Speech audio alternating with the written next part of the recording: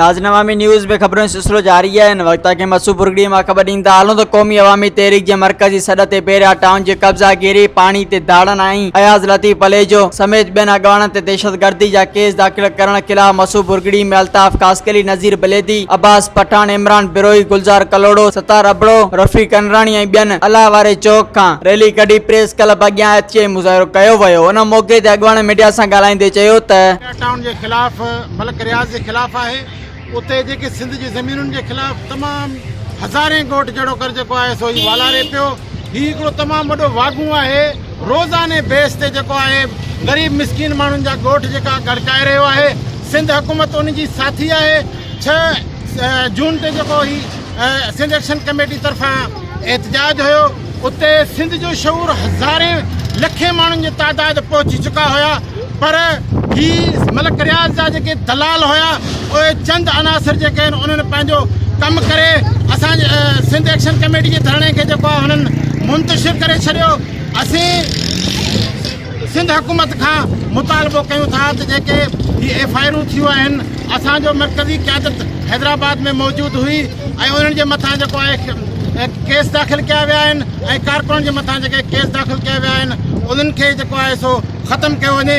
اياز لطيف پليجو صاحب کے ان کے متھا دھڑاڌڑ 4 एफआईआरूं दाख़िल कयूं आहिनि दहशतगर्दी जूं छो त हिन बहरिया टाउन खे बाहि ॾिनी आहे।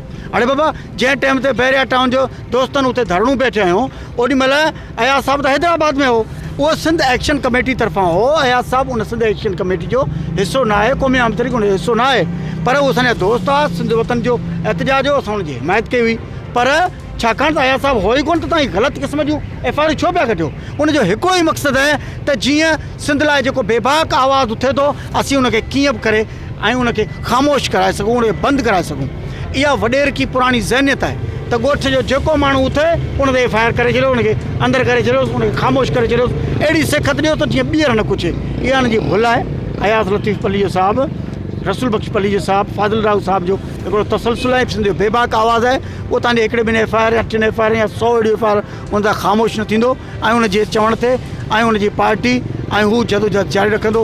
जेको इहो एहतजाज इन दहशतगर्दी गुंडागर्दी सॼी सिंध में जेको सिंधी माण्हुनि सां ज़ुल्म थी रहियो आहे पाणी जे हिसाब सां ॾिठो वञे या बहरिया जे हिसाब सां ॾिठो वञे बहरिया में जेको बि ज़ुल्म थियो आहे जेकी बि साज़िश थी आहे इहे हथरादू ज़रदारी पाण पंहिंजे गुंडनि सां पंहिंजे जेको आहे सो दहशतगर्दनि सां इहा हथरादू केमिकल उते विझराए मलक रियाज़ उनजो साथारी आहे। असल स्क्रीन ते जेको आहे सो मलक रियाज़ आहे असल मालिक जेको आहे सो ज़रदारी आहे।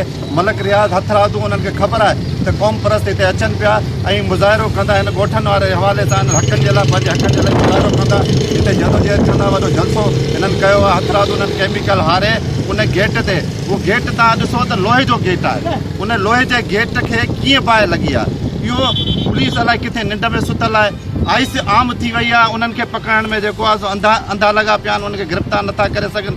अहिड़ा जेके नाकाम आहिनि जेके साज़िशूं कंदा वतन सिंध दुश्मन मनसूबा ठाहींदा वतन सिंधियुनि खे जेको आहे सो अक़लियत में ढकलण जे लाइ असां पुरज़ोर जेको आहे अपील था कयूं त साईं हीअ दहशतगर्दी बंदि कई वञे हीअ गुंडागर्दी बंदि कई वञे ॻोठ लड़णु बंदि कया वञनि। مسوڀرڳڙي में इन नुक़्ते नज़र ते आहे जेको बहरिया टाउन में मलिक रियाज़ सिंध जी ज़मीननि ते सिंधी क़दीमी ॻोठ जेका हज़ारे सालनि खां उते वसनि पिया आबादी आहे उन्हनि खे उन्हनि मिसमार करे ऐं ग़रीब माण्हुनि खे उतां जे ॻोठाणनि खे लॾायो पियो वञे बेघर पियो कयो वञे। असां उन जे ख़िलाफ़ अॼु मुज़ाहिरो कयो आहे ऐं जेकी क़ौमी क़यादत आहे पूरी सिंध जी उन्हनि ते कूड़ा केस उन्हनि दाख़िल कया आहिनि दहशतगर्दी तहत ऐं असांजे मोहतरम अयाज लतीफ़ पलيجو साहिबु क़ौमी अवामी तहरीक जे मरकज़ी सदर ते जेको मौजूद बि उते न हो हैदराबाद ज़िले में हो हिते हुयो उन ते बि उन्हनि कूड़ा केस दाख़िल कया आहिनि। अॼु असां उन्हनि जे ख़िलाफ़ ई मुज़ाहिरो करे रहिया आहियूं ऐं असांजो इहो मुतालबो आहे त असांजी क़ौमी क़यादत तां कूड़ा केस ख़तमु कया वञनि